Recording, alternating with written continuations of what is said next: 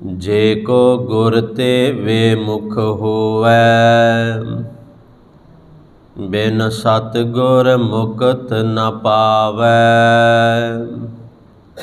पावै मुकत न होर थै कोई, पुछो विवेकियाँ जाए। अनेक जूनी भरम आवै, बिन सतगुर मुकत न पाए। फिर मुकत पाए लाग चरनी, सतगुरु शब्द सुनाए। कह नानक विचार देखहो, बिन सतगुर मुकत न पाए। फिर मुकत पाए लाग चरनी, सतगुरु शब्द सुनाए। कह नानक विचार देखहो, बिन सतगुर मुकत न पाए। वाहिगुरु जी का खालसा, वाहिगुरु जी की फतेह। परम सन्मानयोग ਸਾਹਿਬ ਸਤਿਗੁਰਾਂ ਦੀ ਪਾਵਨ ਪਵਿੱਤਰ ਹਜ਼ੂਰੀ ਵਿੱਚ ਜੁੜ ਬੈਠੇ ਸਤ ਸੰਗੀ ਜਨੋ, ਵਡਭਾਗੇ ਹੋ ਜਿੱਥੇ ਅੰਮ੍ਰਿਤਮਈ ਪਾਵਨ ਬਾਣੀ ਆਸਾ ਜੀ ਦੀ ਵਾਰ ਦੇ ਕੀਰਤਨ ਆਪ ਜੀ ਨੇ ਹੁਣੇ ਸ਼ਰਵਣ ਕੀਤੇ। ਜੁੜ ਬੈਠੇ ਹੋ ਇਸ ਵੇਲੇ ਲੜੀਵਾਰ ਚੱਲ ਰਹੀ ਆਨੰਦ ਸਾਹਿਬ ਦੀ ਬਾਣੀ, ਇਸ ਬਾਣੀ ਦੀ ਕਥਾ ਵਿਚਾਰ ਸ਼ਰਵਣ ਕਰਨ ਦੇ ਲਈ। 22ਵੀਂ ਪੌੜੀ ਆਪ ਜੀ ਨੇ ਹੁਣੇ ਸ਼ਰਵਣ ਕੀਤੀ ਹੈ। ਸਾਹਿਬ ਸਤਿਗੁਰਾਂ ਦੇ ਮੁਬਾਰਕ ਅੰਗ 920 ਦੇ ਉੱਪਰ ਇਹ ਪੌੜੀ ਦਰਜ ਹੈ। ਇਸ ਪੌੜੀ ਦੇ ਅੰਦਰਲਾ ਬਖਸ਼ਿਆ ਪਾਵਨ ਉਪਦੇਸ਼ ਕੀ ਮੇਰੇ ਸਾਹਿਬਾਂ ਨੇ ਇਸ ਪੌੜੀ ਦੇ ਰਾਹੀਂ ਸਾਨੂੰ ਸਮਝਾਇਆ ਹੈ, ਇਹ ਅੱਜ ਆਪਾਂ ਵਿਚਾਰਨ ਦਾ ਯਤਨ ਕਰਨਾ ਹੈ। ਸਤਿਗੁਰੂ ਰਹਿਮਤ ਕਰਨ। ਵਿਚਾਰਾਂ ਦੀ ਆਰੰਭਤਾ ਤੋਂ ਪਹਿਲਾਂ ਆਪਣੇ ਮਨ ਆਪਣੇ ਚਿੱਤ ਨੂੰ ਕਰੋ ਇਕਾਗਰ, ਰਸਨਾ ਨੂੰ ਕਰੋ ਪਵਿੱਤਰ, ਦਾਸ ਨੂੰ ਬਖਸ਼ੋ ਅਸੀਸ ਰੂਪੀ ਆਗਿਆ। ਕਰੋ ਗੁਰਫਤਿਹ ਦੀ ਸਾਂਝ। ਵਾਹਿਗੁਰੂ ਜੀ ਕਾ ਖਾਲਸਾ, ਵਾਹਿਗੁਰੂ ਜੀ ਕੀ ਫਤਿਹ। ਅੱਜ ਦੀ ਇਹ ਪਾਵਨ ਪੌੜੀ ਜਿੱਥੇ ਗੁਰਦੇਵ ਪਾਤਸ਼ਾਹ ਜੀ ਨੇ ਇਸ ਤੋਂ ਪਹਿਲੀ ਪੌੜੀ ਦੇ ਅੰਦਰ ਸਨਮੁਖ ਦਾ ਜ਼ਿਕਰ ਕੀਤਾ। ਸਨਮੁਖ ਇਨਸਾਨ ਦੇ ਅੰਦਰਲੇ ਕਿਹੜੇ ਕਿਹੜੇ 6 ਗੁਣ ਹਨ, ਲੱਛਣ ਹਨ। ਕਿਹੜਾ ਇਨਸਾਨ, ਕਿਹੜਾ ਸਿੱਖ ਜਿਹੜਾ ਉਹ ਸਨਮੁਖ ਦੀ ਅਵਸਥਾ ਤੱਕ ਪਹੁੰਚ ਸਕਦਾ ਹੈ, ਇਹ ਸਾਨੂੰ ਸਮਝਾਇਆ। ਪਰ ਅੱਜ ਵਾਲੀ ਪੌੜੀ ਦੇ ਅੰਦਰ ਮੇਰੇ ਸਾਹਿਬਾਂ ਨੇ, ਗੁਰੂ ਅਮਰਦਾਸ ਸੱਚੇ ਪਾਤਸ਼ਾਹ ਜੀ ਨੇ ਬੇਮੁਖ ਇਨਸਾਨ ਦਾ ਜ਼ਿਕਰ ਕੀਤਾ ਹੈ। 2 ਸ਼ਬਦ ਹਨ। ਪਹਿਲਾ ਮੇਰੇ ਪਾਤਸ਼ਾਹ ਜੀ ਨੇ ਆਖਿਆ ਬੇਮੁਖ, ਤੇ ਦੂਸਰਾ ਗੁਰੂ ਸਾਹਿਬ ਨੇ ਆਖਿਆ ਕਿ ਬੇਮੁਖ ਇਨਸਾਨ ਜਿਹੜਾ ਹੈ ਨਾ ਉਹ ਕਦੇ ਮੁਕਤ ਨਹੀਂ ਹੋ ਸਕਦਾ। ਬੇਮੁਖ ਇਨਸਾਨ ਕਦੇ ਪਰਮਾਤਮਾ ਦੇ ਦਰ 'ਤੇ ਪ੍ਰਵਾਨ ਨਹੀਂ ਹੋ ਸਕਦਾ, ਕਿਉਂਕਿ ਅੱਜ ਬੜੇ ਸਿੱਧੇ ਬੋਲ ਗੁਰੂ ਸਾਹਿਬ ਨੇ ਕਹੇ ਨੇ। ਜੇ ਕੱਲ੍ਹ ਮੇਰੇ ਪਾਤਸ਼ਾਹ ਜੀ ਨੇ ਆਖਿਆ ਸੀ ਕਿ ਗੁਰੂ ਤੋਂ ਬਿਨਾਂ ਕੋਈ ਸਨਮੁਖ ਨਹੀਂ ਹੋ ਸਕਦਾ, ਤੇ ਅੱਜ ਆਖਿਆ ਭਾਈ ਗੁਰੂ ਤੋਂ ਬਿਨਾਂ ਬੇਮੁਖ ਹੈ, ਤੇ ਬੇਮੁਖ ਇਨਸਾਨ ਨੂੰ ਕਦੇ ਮੁਕਤ ਜਿਹੜੀ ਉਹ ਨਹੀਂ ਮਿਲੇਗੀ, ਜਿੱਥੇ ਮਰਜ਼ੀ ਉਹ ਭੱਜ ਲਏ। 2 ਸ਼ਬਦ ਹਨ, ਇੱਕ ਬੇਮੁਖ ਹੈ, ਇੱਕ ਮੁਕਤ ਹੈ। ਕਿਉਂਕਿ ਜਦੋਂ ਇਸ ਪੌੜੀ ਦੀ ਆਰੰਭਤਾ ਗੁਰੂ ਸਾਹਿਬ ਨੇ ਕੀਤੀ ਨਾ, ਉਦੋਂ ਆਖਿਆ ਕਿ ਜੇ ਕੋ ਗੁਰ ਤੇ ਵੇਮੁਖ ਹੋਵੈ। ਕਿਹਦੇ ਤੋਂ ਬੇਮੁਖ? ਗੁਰੂ ਤੋਂ। ਜਿਹੜਾ ਇਨਸਾਨ ਗੁਰੂ ਤੋਂ ਬੇਮੁਖ ਹੋ ਗਿਆ, ਗੁਰੂ ਵੱਲ ਪਿੱਠ ਕਰ ਲਈ, ਗੁਰੂ ਦੀ ਗੱਲ ਮੰਨਣ ਤੋਂ ਇਨਕਾਰ ਕਰ ਦਿੱਤਾ, ਗੁਰੂ ਦੇ ਦੱਸੇ ਰਸਤੇ 'ਤੇ ਚੱਲਣ ਤੋਂ ਮੁਨਕਰ ਹੋ ਗਿਆ, ਜਿਹੜਾ ਇਨਸਾਨ, ਉਹਨੂੰ ਬੇਮੁਖ ਕਿਹਾ ਗਿਆ। ਤੇ ਸੱਚੇ ਪਾਤਸ਼ਾਹ ਜੀ ਨੇ ਆਖਿਆ, ਬਿਨ ਸਤਿਗੁਰ ਮੁਕਤ ਨਾ ਪਾਵੈ। ਬਿਨਾਂ ਗੁਰੂ ਤੋਂ ਕਦੇ ਵੀ ਮੁਕਤੀ ਜਿਹੜੀ ਉਹ ਨਹੀਂ ਮਿਲਦੀ। ਥੋੜ੍ਹਾ ਜਿਹਾ ਅਸੀਂ ਮੁਕਤੀ ਨੂੰ ਸਮਝ ਕੇ ਤੇ ਫਿਰ ਬੇਮੁਖ 'ਤੇ ਆਉਣਾ ਆਪਾਂ, ਕਿਉਂਕਿ ਇਸ ਹਿੰਦੁਸਤਾਨ ਦਾ ਜਿਹੜਾ ਇਤਿਹਾਸ ਹੈ ਨਾ, ਮੁਕਤੀ ਦੇ ਨਾਮ 'ਤੇ ਸੱਚਮੁੱਚ ਤਾਂ ਧਰਮ ਦੇ ਅੰਦਰ ਬੜੀਆਂ ਵੱਡੀਆਂ ਵੱਡੀਆਂ ਠੱਗੀਆਂ ਮਾਰੀਆਂ ਗਈਆਂ ਮੁਕਤੀ ਦੇ ਨਾਮ 'ਤੇ, ਕਿ ਜੇ ਤੈਨੂੰ ਮੁਕਤੀ ਚਾਹੀਦੀ ਹੈ ਨਾ, ਬਨਾਰਸ ਦੇ ਅੰਦਰ ਤੇ ਇਲਾਹਾਬਾਦ, ਇਹ ਦੋ ਸ਼ਹਿਰ ਨੇ ਇਸ ਦੇਸ਼ ਦੇ, ਤੇ ਮੁਕਤੀ ਦੇ ਨਾਮ 'ਤੇ ਬ੍ਰਾਹਮਣਾਂ ਨੇ 2 ਆਰੇ ਲਾ ਦਿੱਤੇ ਇਹਨਾਂ ਸ਼ਹਿਰਾਂ ਦੇ ਅੰਦਰ, ਮੁਕਤੀ ਦੇ ਨਾਮ 'ਤੇ, ਕਿ ਜਿਹੜਾ ਇਨਸਾਨ ਆਪਣਾ ਸਭ ਕੁਝ ਬ੍ਰਾਹਮਣ ਨੂੰ ਦਾਨ ਕਰਕੇ, ਸਭ ਕੁਝ ਬ੍ਰਾਹਮਣ ਨੂੰ ਦਾਨ ਕਰਕੇ, ਇਹਨਾਂ ਆਰਿਆਂ ਦੇ ਥੱਲੇ ਸਿਰ ਰੱਖ ਕੇ, ਆਪਣਾ ਸਿਰ ਕਟਵਾ ਕੇ, ਇਹਨਾਂ ਸ਼ਹਿਰਾਂ ਦੇ ਅੰਦਰ ਜਿਹਨੂੰ ਮੌਤ ਆਏਗੀ ਉਹਨੂੰ ਮੁਕਤੀ ਮਿਲੇਗੀ, ਉਸੇ ਦਾ ਸਵਰਗ ਵੱਲ ਜਾਏਗਾ। ਬੜੀ ਆਮ ਗੱਲ ਸੀ। ਇਲਾਹਾਬਾਦ ਤੇ ਘਟ ਗਿਆ ਹੁਣ, ਤੇ ਬਨਾਰਸ ਦੇ ਅੰਦਰ ਆਰਾ ਤੇ ਖੈਰ ਨਹੀਂ ਹੈ, ਪਰ ਕੰਮ ਆਰੇ ਵਰਗੇ ਹੀ ਚੱਲਦੇ ਨੇ। ਅਜੇ ਵੀ ਉਹ ਕੁਝ ਹੈ ਬਨਾਰਸ ਦੇ ਅੰਦਰ, ਕਾਸ਼ੀ ਜਿਹਨੂੰ ਕਹਿੰਦੇ ਆਪਾਂ, ਅੱਜ ਵੀ ਉਸ ਸ਼ਹਿਰ ਦੇ ਅੰਦਰ ਉਹਨੂੰ ਕਿਹਾ ਜਾਂਦਾ, ਇਹਨੂੰ ਸ਼ਿਵਜੀ ਦਾ ਵਾਰੇ। ਤੇ ਜਿਸ ਇਨਸਾਨ ਦੀ ਮੌਤ ਕਾਸ਼ੀ ਦੀ ਧਰਤੀ 'ਤੇ ਹੋਏਗੀ, ਕਹਿੰਦੀ ਉਹਨੂੰ ਮੁਕਤੀ ਮਿਲਦੀ, ਉਹ ਸਿੱਧਾ ਸਵਰਗਾਂ ਵੱਲ ਜਾਂਦਾ ਹੈ। ਅੱਜ ਵੀ ਬੜੇ ਲੋਕ ਉੱਥੇ ਜਾ ਕੇ ਆਪਣਾ ਅੰਤਲਾ ਸਮਾਂ, ਜਾਂ ਕਹਿ ਲਵਾਂ ਕਿ ਮਰਨ ਦੇ ਵਾਸਤੇ ਉੱਥੇ ਜਾਂਦੇ ਨੇ ਅੱਜ ਵੀ। ਕਬੀਰ ਸਾਹਿਬ ਦਾ ਜੀਵਨ ਆਪਾਂ ਪੜ੍ਹਿਆ, ਇਹਨਾਂ ਆਖਿਆ ਕਿ ਕਾਸ਼ੀ ਦੀ ਧਰਤੀ 'ਤੇ ਮਰਨ ਵਾਲਾ ਮੁਕਤ ਹੋਏਗਾ, ਤੇ ਮਗਹਰ ਦੀ ਧਰਤੀ 'ਤੇ ਮਰਨ ਵਾਲਾ ਗਧੇ ਦੀ ਜੂਨ ਪਏਗਾ, ਖੋਤੇ ਦੀ ਜੂਨ। ਤੇ ਕਬੀਰ ਸਾਹਿਬ ਨੇ ਆਪਣਾ ਅੰਤਲਾ ਜੀਵਨ ਹੀ ਮਗਹਰ ਦੀ ਧਰਤੀ 'ਤੇ ਗੁਜ਼ਾਰਿਆ ਸੀ। ਖੈਰ ਇਹ ਆਪਣਾ ਅੱਜ ਵਿਸ਼ਾ ਨਹੀਂ ਹੈ, ਵਿਸ਼ਾ ਮੁਕਤ ਦਾ ਤੇ ਬੇਮੁਖ ਦਾ ਹੈ। ਇਹਨਾਂ ਆਰਾ ਬਣਾ ਲਿਆ।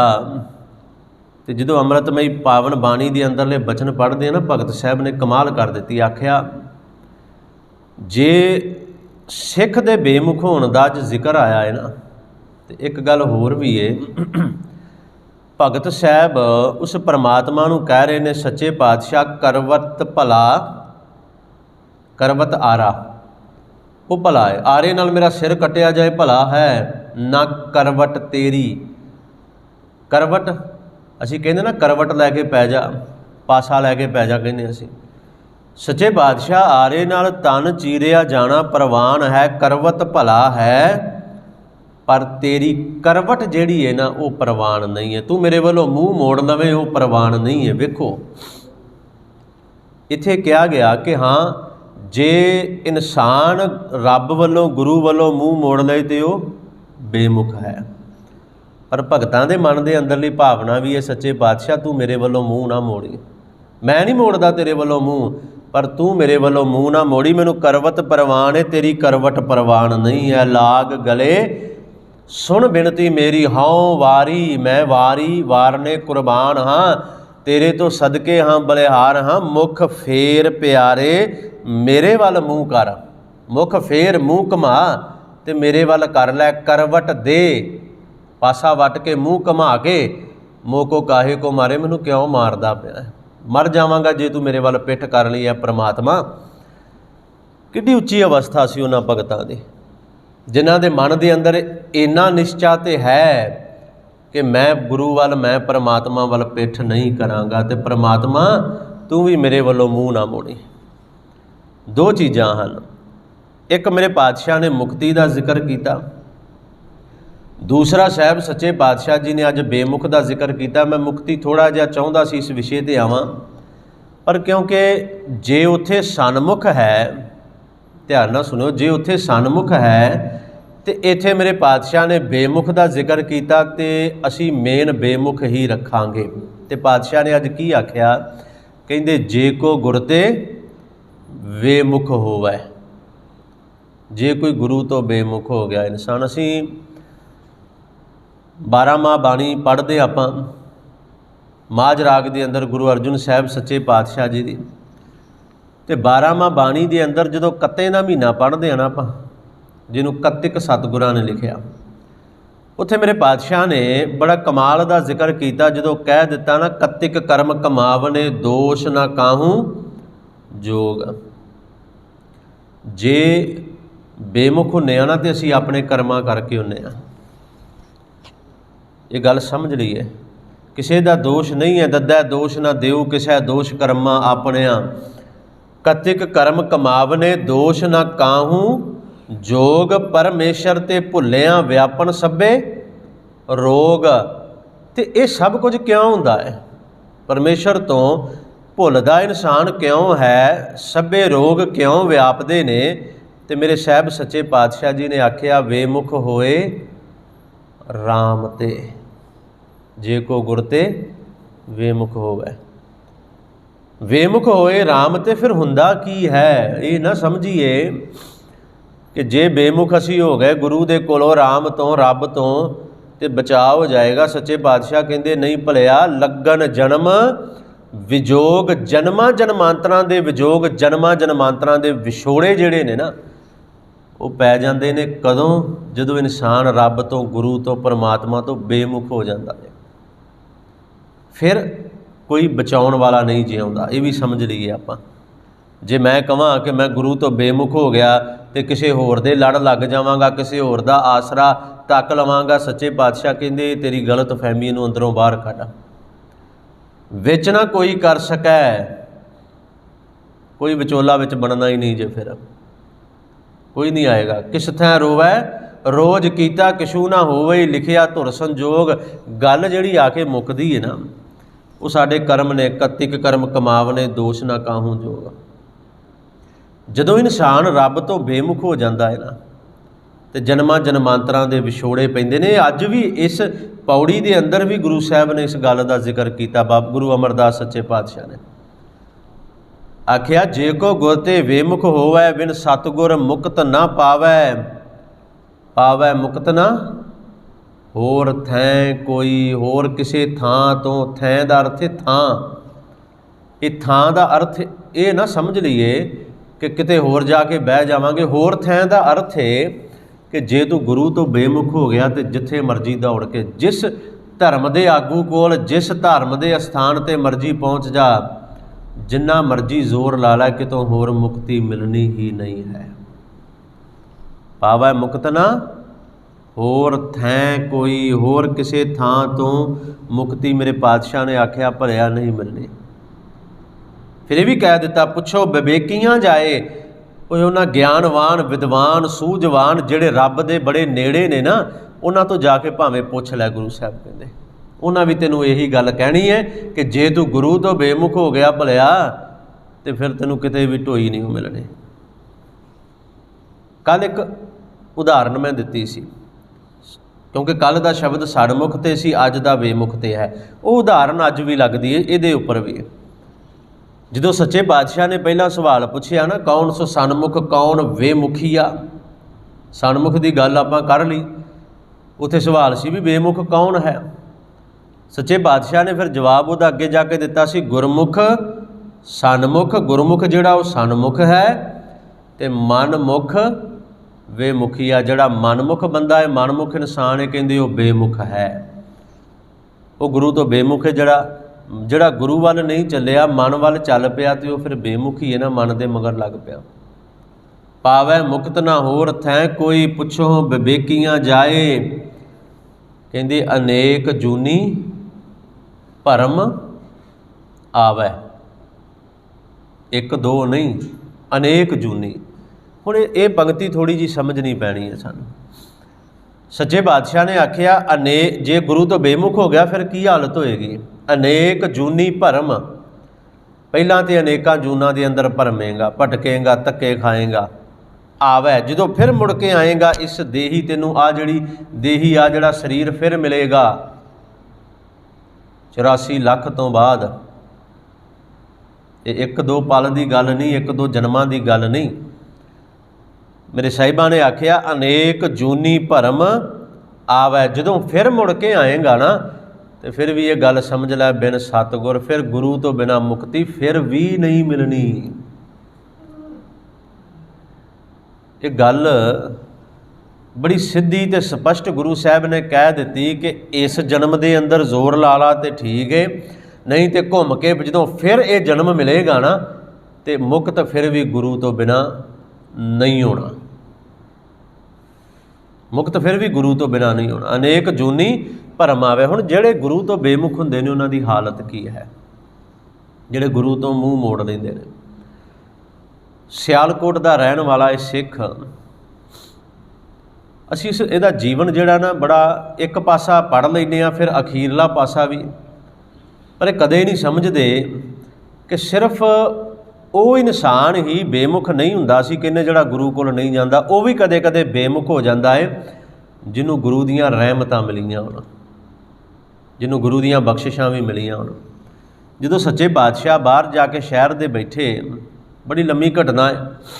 जो हमजा गौस पीर इन्हें आख्या मैं सारा शहर तबाह कर देंगा, फिर इन्हें आख्या सी सच्चे बादशाह सतगुरां ने गुंबद ला दिता सी, इहदा चलीसे ते बैठा सी। ये बाहर आया, इन्हें आख्या सी गुरु नानक साहब जीओ ये नगर झूठियां दा है, इस नगर के अंदर सच्चा नहीं कोई वसदा। ये मुकर गए। एक बंदे ने आख्या सी मैं अपना पुत्र फकीर तेनू दवांगा, उन्हें दिता नहीं तो सारा शहर उहदा साथ दिंदा है। मेरे बाबे ने आख्या सी हमजा गौस इत्थे सच्चे लोग भी वसदे ने। ये घटना है तुसीं बड़ी बार सुनी, पर गुरु तो सिख जो बेमुख हुंदा उहदी हालत की बनदी जे। एक कागज़ के उपर गुरु साहब ने लिखिया वाहिगुरु, गुरु साहब ने कुछ पैसे दिते, मरदाने नूं आख्या जा इहदा सच ते झूठ खरीद के लिया।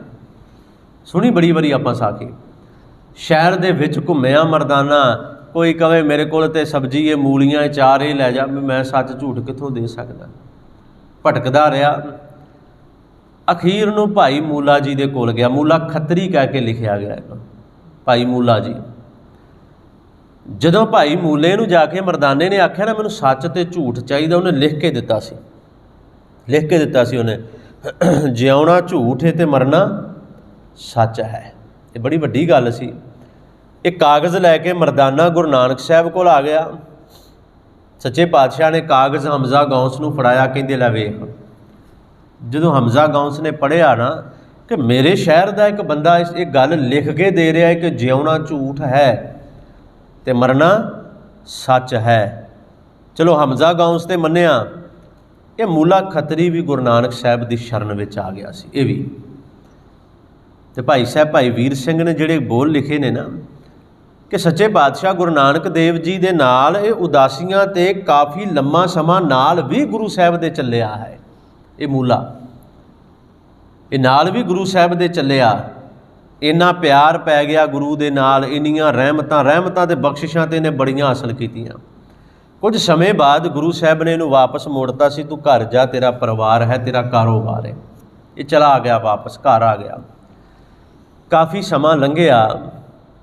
हुण वेखो सिख ते ओही है, बड़ी वड्डी गल सी जिन्हें पूरा शहर बचा लिया कि जिउणा झूठ ते मरना सच। पर जदों इहो जिहा बंदा भी गुरु तो बेमुख हुंदा है ना, फिर असह है, वो सहण योग नहीं है। कुछ लंबे समय तो बाद गुरु नानक साहब फिर वापस मुड़ के आए, तो जदों वापस मुड़ के आए तो घर चले गए। बाहर खड़ के आवाज़ मारी सच्चे पातशाह जी ने, आवाज़ मारी मूले बाहर आ। ये अंदर बैठा, यदी घर वाली बाहर निकली, तो घर वाली जदों बाहर निकली गुरु नानक साहब नूं वेखिया, ये नहीं सोचिया कि दीन दुनिया का मालक मेरे दर ते आके खड़ा हो गया है। ये नहीं मन दे अंदर आई कि मैं अगे जावां चरना ते सिर रख के नमस्कार करां। ये मन दे अंदर नहीं आया कि डिग पवां ढह पवां, होए निमाणी ढह पवां, ये नहीं आई गल मन दे अंदर। कहंदी जी दसो, सच्चे पातशाह ने आख्या सी अपने सिख नूं मिलण आए आ। कहंदी जी वो तो घर नहीं है, बैठा अंदर है। इत्थों तक आखते ने अंदर थापियां वाला कुप घूरा भी कई थावां ते कहंदे ने जिथे थापियां इकट्ठियां करते हैं, उस जगह के उपर इनू जाके लुको दिता, तू इत्थे लुक जा। हैरानी हुंदी है ना इस गल ते, जिहड़ा गुरु का सिख होवे, गुरु नानक साहब जी का लम्मा समा सतगुरां दे नाल भी चलिया होवे, बख्शिशां बड़ियां हासिल कीतियां होण, अज घर वाली दे मगर लग गया। लुक गया जाके उत्थे। सच्चे पातशाह ने आख्या भी साडा सिख अंदर ही है, भलीए उहनूं भेज बाहर।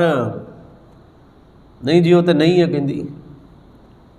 तीजी बार फिर मेरे पातशाह ने आख्या, कहते भोलीए वो अंदर ही उहनूं भेज, उहनूं कह नानक आया तैनूं मिलण दे वास्ते, तेरा नानक आया है। ते हथ पुट्ठा घुमा के कहंदी जी वो तो है ही नहीं। तो सहज सुभावक मेरे पातशाह जी ने बचन कह दिते, चंगा फिर भोलीए मूला है ही नहीं, है ही नहीं। कहते उतों सप निकलिया, उन्हें डंग मारिया, फड़काता, मूला उत्थे ही डिग पिया, दूजा साह ही नहीं आया मूले नूं। गुरु साहब वापस चले गए, फिर उत्थे ही जाके शहर तो बाहर बार बैठ गए। ये गई अंदर आवाज़ां मारदी, आ जा बाहर हुण। बाबा चला गया, भेजता उन्होंने मैं वापस, तू आ जा। जे कोई गुरते बेमुख हो गया ना बेमुख। हालात की बने।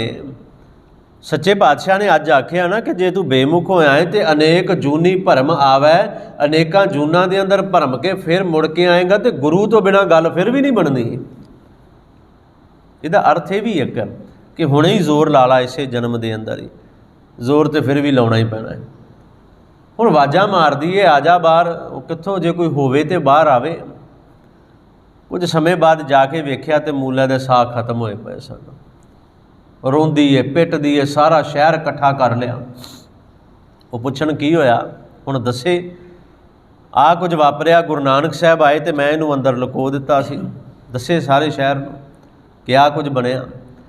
ये भी दसे कि सच्चे पातशाह मैं उन्होंने आख्या सी मूला है ही नहीं, तो वो जान लगे कह गए सन मूला है ही नहीं। फिर पिंड वालियां ने पालिया मंजे ते, कहते चल हुण गुरु नानक साहब कोल ही लैके चलदे आ, बड़ियां बख्शिशां ने उन्हां दे कोल। ये मरिया मंजे ते पिया, इनू लैके बाबे नानक दे कोल चले गए। बार बार बैठे ने कब्रिस्तान दे कोल, मंजा रख दिता अगे ले जाके। सच्चे पातशाह इहदी घरवाली दे करके इहने झूठ बोलिया, तुहाडे तो बेमुख हो गया, लुक के बैठ गया। इहदे विच इहदा ते कोई गुनाह नहीं सी ना। गुरु साहब ने आख्या नहीं, जे असीं बाहर खड़े आवाज़ मारदे सां ते आवाज़ ते मूले दे कन्नां विच भी पैंदी पई सी ना। आवाज़ तो इहदे कन्नां विच भी जा रही सी मूले दे।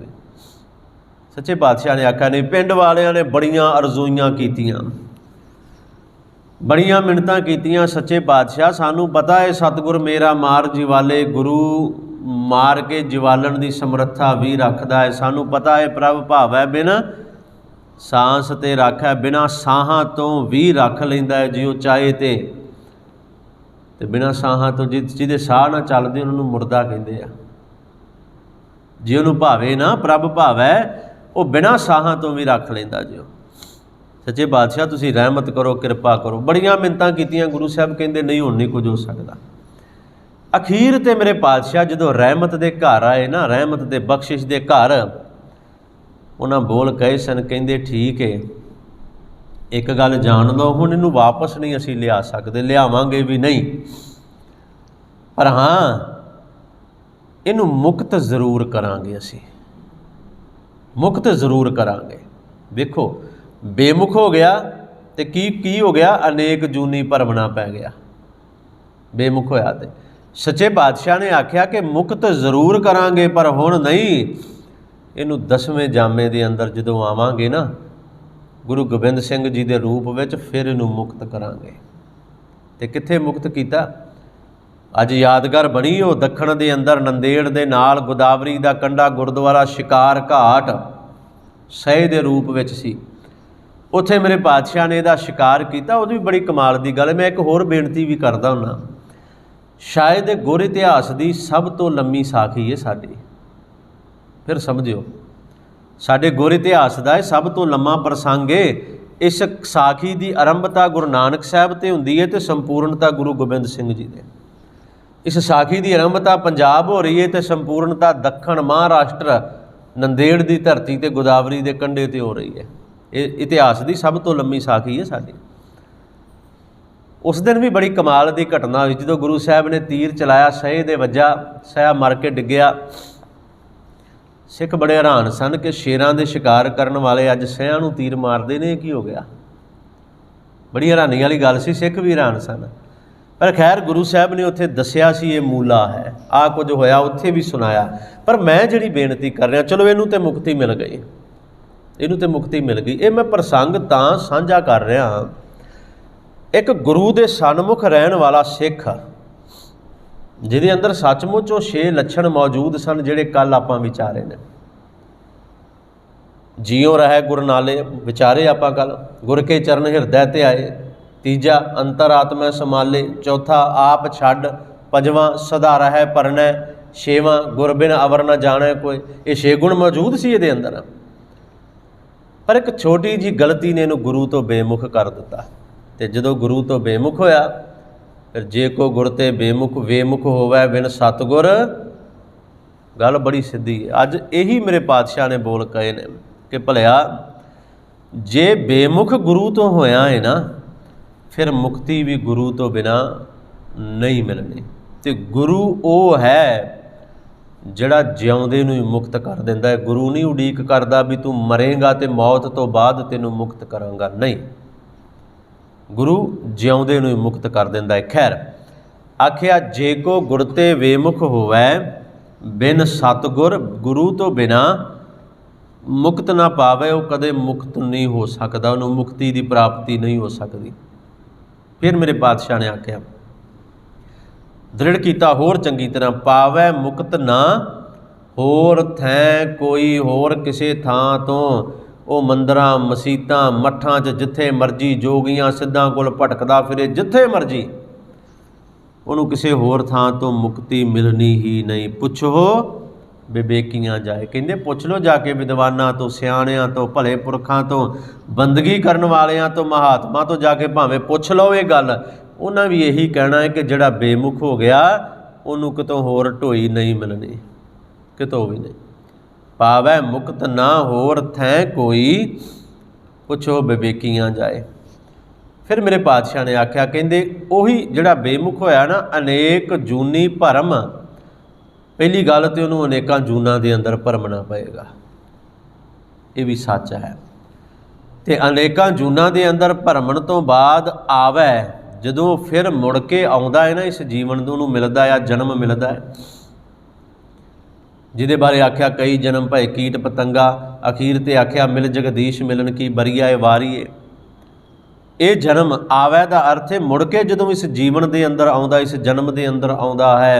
84 लख जोन सबाई, मानस को प्रभ दी वडियाई, इस पौड़ी ते जो नर चुकै आए जाए दुख पाइंदा। ये वडियाई वाले जीवन के विच जदों आउंदा है, मानस को प्रभ दी वडियाई, अनेक जूनी भरम आवे।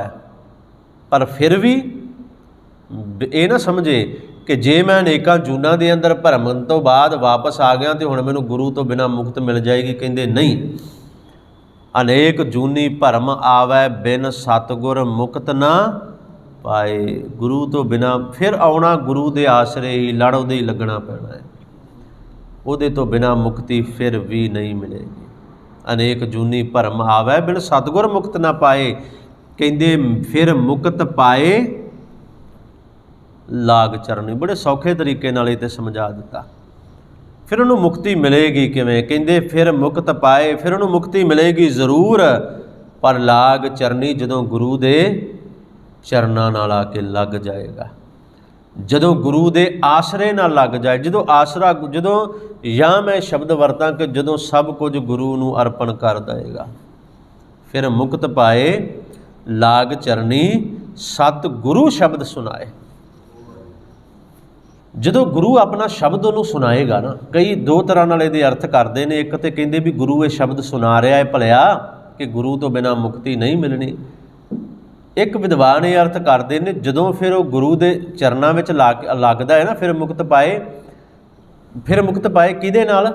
एक तो लाग चरनी नाल, दूजा सतगुर शब्द सुनाए। जदों गुरु उन्होंने अपना शब्द सुनाउंदा है तो गुरु के चरणों नाल लग जाता है ना आके, कहते फिर मुक्त पाए, फिर उन्होंने मुक्ति मिलती है दोबारा, उस तो बिना नहीं। फिर मुक्त पाए लाग चरनी सत गुरु शब्द सुनाए।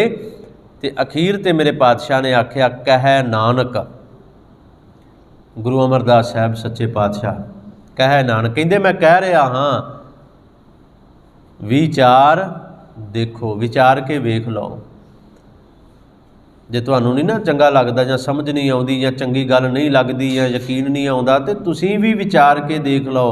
कहे नानक विचार देखो बिन सतगुर मुक्त ना पाए भलिया। फिर आके कहंदे ने गुरु तो बिना मुक्ति नहीं मिलनी। जिथे मर्जी कहंदे भटक लै। वेखो इस शब्द मैं फिर एक बारी रिपीट करा। पहली पंक्ति विच पातशाह ने आख्या कि बिन सतगुर मुक्त ना पाए, गुरु तो बिना मुक्ति नहीं मिलनी। अगे जाके फिर ये जो अनेक जूनी भरमा वाली पंक्ति आई फिर कह दिता बिन सतगुर मुक्त ना पाए, फिर कह दिता।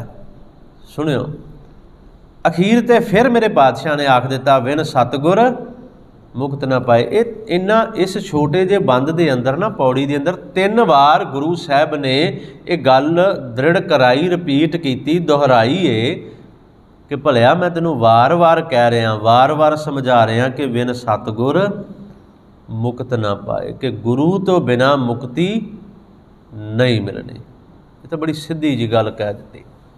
अज दा ये पावन बंद ये जिहड़ी पौड़ी है ना, गुरु साहब ने बड़े स्पष्ट शब्द सानू कहे ने भलिया कि जे तू गुरु तो बेमुख हो गया ना, जे तू गुरु वाले पासियों अपना मूँह मोड़ लिया तो तू बेमुख अखवाएगा। तो जे तू बेमुख बन गया फिर एक पहली गल अनेकां जूनां दे अंदर भटकना पएगा, भरमना पएगा तैनूं। तो मुड़ के जदों इस जीवन में आएगा, जन्म में आएगा, तो फिर गुरु के चरण लग्या ही मुक्ति मिलनी है। तो बड़ी सौखी जी फिर गल है। जे 84 लाख भोगण तो बाद मनुखा जन्म फिर सानू मिलेगा तो मुक्त फिर गुरु के चरणों नाल लग के ही मिलनी है। तो इसे वार क्यों नहीं लग जाते? जिहड़ा हुण जीवन चल रहा है, जिन्ना को बचिया है बाकी, फिर इसे जीवन के अंदर गुरु वाले बन जाइए, गुरु के चरणों नाल लग जाइए, गुरु वाल मूँह कर लीए, मूँह घुमा के बेमुख ना होइए, गुरु वाल मूँह करके सन्मुख हो जाइए। सतगुरु रहमत करन। समा समाप्त है। अज इन्नियां को बेनतियां आप जी ने प्रवान कर लैनियां ते अरदास करिए सच्चे पातशाह दे अगे। बेमुख होना साडे वस विच है, समझियो, बेमुख होना साडे वस विच है, सन्मुख होना साडे वस विच नहीं। वो गुरु जिन्हों सन्मुख करदा है उही हुंदा है, उस तो बिना नहीं। ये अरदास सच्चे पातशाह जी दे अगे करिए। सो इन्नियां को बेनतियां प्रवान। गुर शबद गुर इतिहास की विचार करदियां होइयां बेअंत भुल्लां दी खिमा करो। गुर फतेह दी सांझ। वाहिगुरू जी का खालसा, वाहिगुरू जी की फतेह।